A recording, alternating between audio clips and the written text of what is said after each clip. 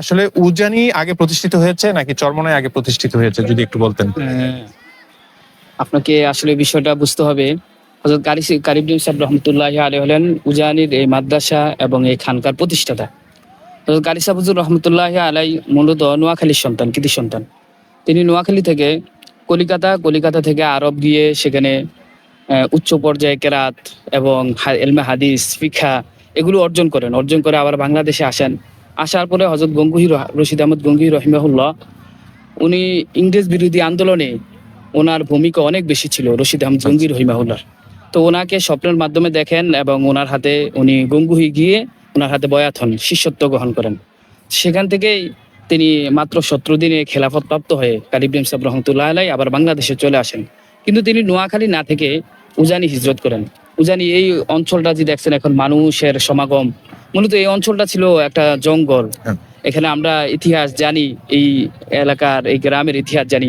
সেখানে এসে মূলত উনি এলমে কেরাতের সর্বপ্রথম, আরো বেশি আশ্চর্য হবেন, এ দেশের ভিতরে বাংলাদেশে যত মানুষ বলতে পারে যে আমি শুদ্ধভাবে কোরআন ও কারীম পড়তে পারি, আমি মনে করি সকলেই কারি ইবনে সাদ রহমাতুল্লাহ কোনো না কোনো ভাবে ছাত্র। কারণ কারি ইবনে সাদ রহমাতুল্লাহি আলাইহি সর্বপ্রথম এদেশে শুদ্ধভাবে কোরআন তেলাওয়াত করার চর্চাটা উনি চালু করেছেন। তো উনি এখানে এসে এই কোরআন ও কারীমের খেদমত এবং তাসাউফের লাইনে কাজ করা শুরু করেন। সেই ধারাবাহিকতা সারা দেশ থেকেই ছাত্ররা আসে এবং এখানে এসে এলমে কেরাত, ফিকহা, তাসাউফের লাইনে, এলমে হাদিসের লাইনে তারা জ্ঞান অর্জন করে। তো সেই ধারাবাহিকতায় চরমনার ইসাক সাহেব রহমতুল্লাহি আলাইহিও উজানি আসেন। উজানি এসে কারি সাহেব হুজুর রহমতুল্লাহির কাছে বিভিন্ন ধরনের বিভিন্ন সেক্টরের জ্ঞান অর্জন করেন। এর সাথে সাথে তাসাউফের জ্ঞানটাও অর্জন করেন। তাসাউফের জ্ঞান অর্জন করে তিনি এখান থেকে মূলত তিনি নিজ এলাকায় কারি সাহেব হুজুর রহমতুল্লাহি আলাইহি শিষ্যত্ব বরণ করে নিজ এলাকায় গিয়ে দ্বীনের প্রসারের লক্ষ্যে তিনি মাদ্রাসা প্রতিষ্ঠা করেন এবং খানকা প্রতিষ্ঠা করেন।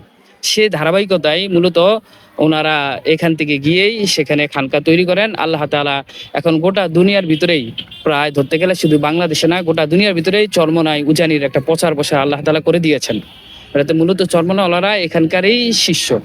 ওকে, থ্যাংক ইউ ভেরি মাচ। দর্শক, যে প্রশ্নটা করেছিলাম সেটার পূর্ণাঙ্গ উত্তর আমি পেয়ে গিয়েছি। আসলে চরমনাই আগে খেলাফত প্রতিষ্ঠা করেছে কিনা, অর্থাৎ দরবার প্রতিষ্ঠা করেছে কিনা, নাকি উজানি আগে প্রতিষ্ঠা করেছে, এটা অনেকেরই একটা প্রশ্ন। আমরা বলতে শুনেছি চার আড্ডায় বা মসজিদ মাদ্রাসায় যে চরমনাই থেকে উজানি অনেক বড় বা উজানি থেকে চরমনাই অনেক বড়, এই ধরনের একটা কৌতূহল ছিল মানুষের মধ্যে। তো আসলে উজানি আগে প্রতিষ্ঠা হয়েছে উজানি দরবার শরীফ, পরে চরমনাই প্রতিষ্ঠা হয়েছে উজানি থেকে খেলাফত নিয়ে। তো এই ছিল ব্যাপার। আগামী কাল বৃহস্পতিবার, শুক্রবার উজানি মাহফিল, এই মাহফিলকে কেন্দ্র করে আপনারা দেখতে পাচ্ছেন শামিয়ানা, তাদের যে যত কার্যক্রম সবগুলো গুছিয়ে নিয়ে আসছে। তো এই ভিডিওটা শেয়ার করে দিবেন। আপনার একটি শেয়ারের মাধ্যমে একজন মুসলিম ভাই যদি এখানের কোরআনের তাফসির শুনে, অবশ্যই আপনার সওয়াব হবে। তো so thank you very much for watching. Please share this video and stay tuned. Okay.